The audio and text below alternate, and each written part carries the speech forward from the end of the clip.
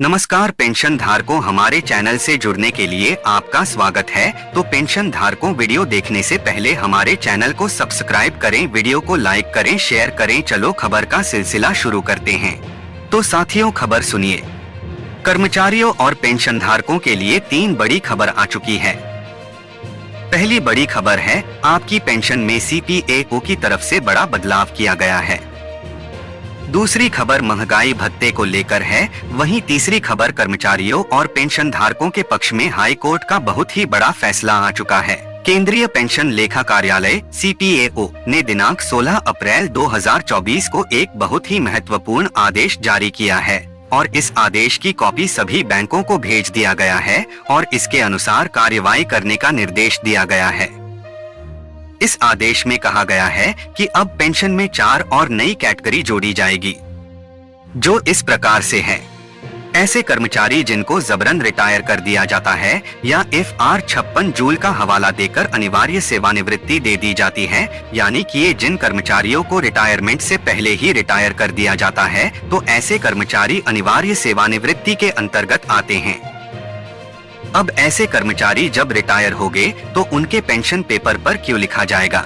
ऐसे कर्मचारी जो सेवा में रहते हुए किसी चोट के शिकार हो जाते हैं, जिसके कारण आगे ड्यूटी करने में असमर्थ हो जाते हैं, तो ऐसे कर्मचारियों को इनवैलिड पेंशन दी जाती है।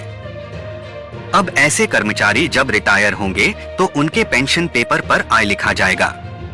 ऐसे कर्मचारी जो सेवा से बर्खास्त, सस्पेंड किए जाते हैं या हटाए, डिसमिस जाते हैं, तो ऐसे कर्मचारियों को अनुकंपा भत्ता के आधार पर पेंशन दी जाती है।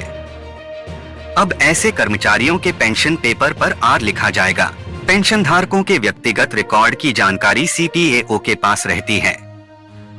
ऐसे में देखा गया है कि बहुत सारे अज्ञात व्यक्ति CPAO ऑफिस में आकर पेंशन भोगियों, फैमिली पेंशन भोगियों का व्यक्तिगत रिकॉर्ड मांगते हैं। वह बताते हैं कि हम पेंशन भोगी की तरफ से आए हैं, किसी कारण की वजह से पेंशन भोगी का व्यक्तिगत रिकॉर्ड चाहिए।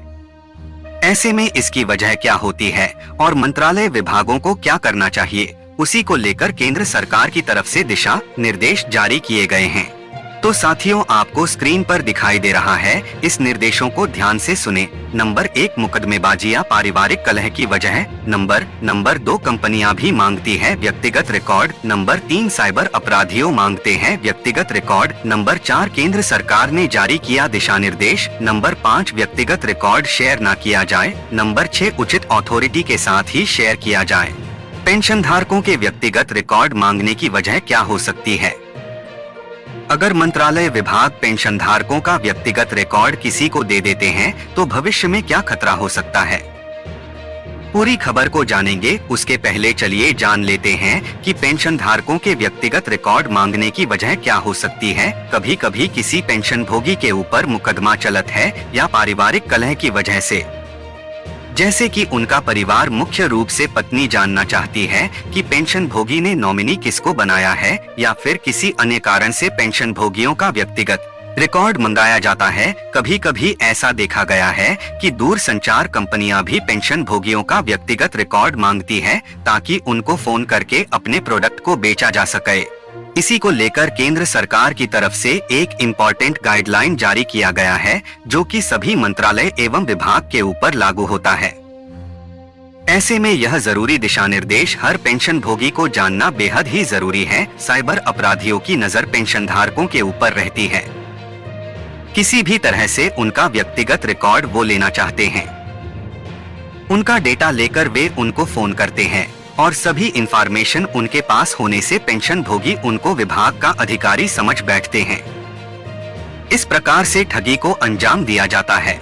अगर वकील भी पेंशन भोगियों का व्यक्तिगत रिकॉर्ड मांगता है तो भी ना दिया जाए जब तक उसके पास किसी भी प्रकार की उचित अथॉरिटी ना हो। डेटा तब दिया जाए जब पेंशन भोगी ने इसकी अथॉरिटी दी हो। मंत्रालय विभाग के अधिकारियों को पूरी तरह से जांच परख करके ही व्यक्तिगत रिकॉर्ड दूसरे पार्टी को सौंपना है।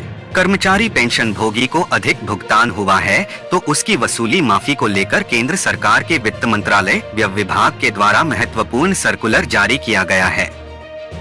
कर्मचारी जब रिटायर हो जाते हैं तो उसके बाद भी उनको अधिक भुगतान की वसूली के नोटिस आते हैं। ऐसे में पेंशन भोगी परेशान हो जाते हैं। उनकी कोई गलती नहीं रहती फिर भी वसूली के नोटिस क्यों आते हैं? ऐसे में अब आपके लिए बहुत बड़ी खुशखबरी आ चुकी है कि कुछ सेवा शर्तों के आधार पर अब अधिक भुगतान की वसूली वेवर ऑफ रिकवरी नहीं होगी।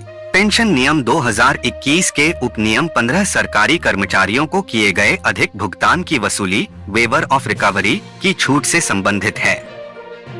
इस नियम के अनुसार भारत के राष्ट्रपति के विशेष आदेश द्वारा विभाग के वरिष्ठ अधिकारियों को कुछ शक्तियां प्रदान की गई है, जिसके तहत वे गलती से अधिक भुगतान की गई राशि की वसूली को माफ कर सकते हैं, लेकिन कुछ नियम शर्तों के अधीन ही यह नियम लागू होगा। अधिक भुगतान का जब पता चलता है तो 1 महीने के भीतर अगर वसूली के आदेश जारी नहीं किए जाते हैं तो कुछ शर्तों के आधार पर कर्मचारी पेंशन भोगी की अधिक भुगतान की वसूली माफ की जा सकती है। अधिक भुगतान का जब पता चलता है तो 1 महीने के भीतर अगर वसूली के आदेश जारी नहीं किए जाते हैं तो कुछ शर्तों के आधार पर कर्मचारी पेंशन भोगी की अधिक भुगतान की वसूली माफ की जा सकती है।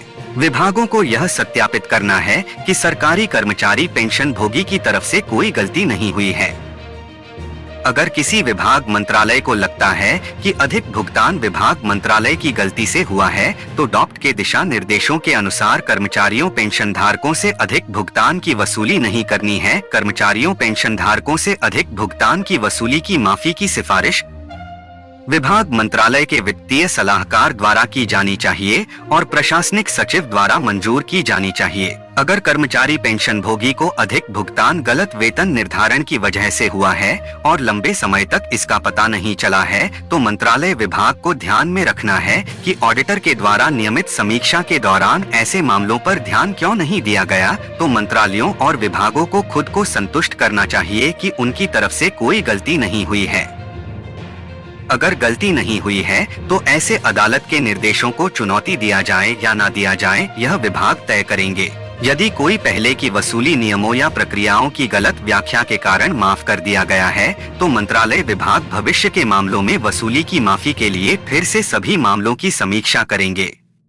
मंत्रालय विभाग को नियमों या प्रक्रियाओं की गलत व्याख्या के कारण अधिक भुगतान के मामले में उचित उपाय करेंगे और ऐसी कमियों को ठीक करेंगे। अब कर्मचारियों और पेंशन धारकों के लिए खुशखबरी आ रही है कि अगर अधिक भुगतान हुआ है तो 2 लाख रुपए तक की वसूली माफ हो जाएगी। विभाग के वित्तीय सलाहकार की समिति की सिफारिश के अनुसार तो अगली खुशखबरी आपके लिए पेंशन धारकों की सुविधा के लिए केंद्र सरकार ने सीपेंग्राम्स पोर्टल और पेंशन अदालत की शुरुआत की थी, जिसके माध्यम से देश के लाखों पेंशन भोगी अपनी पेंशन को बढ़वा रहे हैं और लाखों रुपए का बकाया एरियर प्राप्त कर रहे हैं। अगर आपको भी लगता है कि मेरी पेंशन कम बनी है और अरियर नहीं मिला है तो ऐसे में आप भी अपनी पेंशन को बढ़वा सकते हैं और लाखों रुपए का एरियर प्राप्त कर सकते। पेंशन और पेंशन भोगी कल्याण विभाग समय समय पर पेंशन अदालत का आयोजन करता है। अगर आपकी कुछ शिकायत है तो आप सबसे पहले सीपेंग्राम्स पोर्टल पे शिकायत दर्ज कराएं और पेंशन अदालत के माध्यम से आपकी समस्या का समाधान किया जाएगा। पेंशन अदालत में गृह मंत्रालय, रक्षा, वित्त विभाग, CBDT, आर्थिक मामलों के विभाग, पूर्व सैनिक कल्याण विभाग, आवास और शहरी मामलों के मंत्रालय, रेलवे मंत्रालय और संस्कृति मंत्रालय सहित अन्य मंत्रालयों विभागों के पेंशन भोगी भाग लेते हैं। इस अवसर पर आपके मामले निपटाए जाते हैं। तो साथियों, आज के लिए इतना ही और मिलेंगे नए अपडेट के साथ। पेंशन धारकों धन्यवाद।